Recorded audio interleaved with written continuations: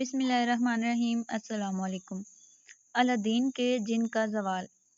الدین کا چراغ نسل در نسل ہوتا ہوا جب الدین کے ہاتھ آیا، جو ایک سیدھا سادہ انسان تھا، تو اس نے باپ کی وفات کے اگلے ہی روز چراغ زمین پر رگڑا، جس سے فضا میں دھواں پھیل گیا، اور پھر اس دھوئیں میں سے ان کا خاندانی جن خوفناک کہکے لگاتا ہوا نمودار ہوا۔ اس کے بازو مشرق اور مغرب میں پھیلے ہوئے تھے اور قد آسمان سے باتیں کر رہا تھا۔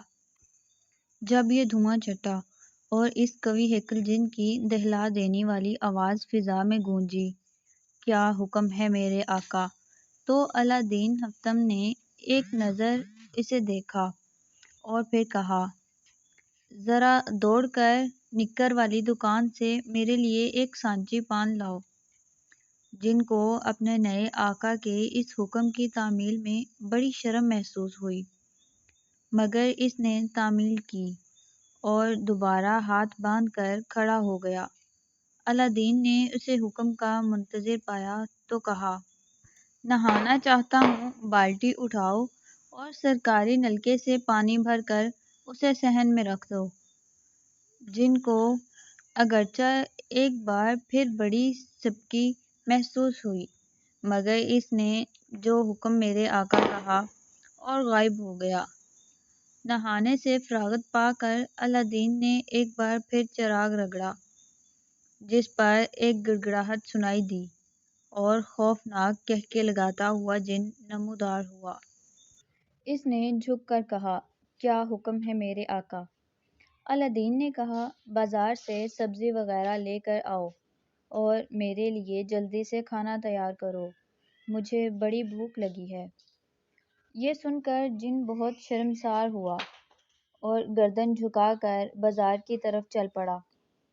کھانا وغیرہ کھا کر الدین نے ایک بار پھر چراغ رگڑا، جس پر جن ایک کھسیانی ہنسی ہنستا ہوا نمودار ہوا اور ہاتھ باندھ کر کھڑا ہو گیا۔ الدین نے حکم دیا کہ ہمسایوں سے تھوڑی سی پتی مانگ کر لاؤ اور چائے بناؤ۔ یہ سن کر پسینے کے قطرے جن کی پیشانی پر نمودار ہوئے، جو اس نے فوراً ہاتھ سے پونچھ ڈالے اور بادل نخواستہ حکم کی تعمیل میں مشغول ہو گیا۔ پھر یوں ہوا کہ دن، مہینے اور سال گزرتے گئے اور وہ اپنے آقا کی خدمت میں اسی طرح مشغول رہا۔ اس کے کپڑے دھوتا، استری کرتا، جوتے پالش کرتا، برتن مانجتا اور نکر کی دکان سے اس کے لیے پان اور سگریٹ خرید کر لاتا اور پھر اس کی نظروں سے اوجھل ہو جاتا۔ اس دوران جن میں ایک تبدیلی رونما ہوئی۔ آگے کی کہانی کے لیے میرے چینل کو سبسکرائب کیجیے۔ ویڈیو پسند آئے تو لائک کریں۔ ملتے ہیں کل کی ویڈیو میں۔ اللہ حافظ۔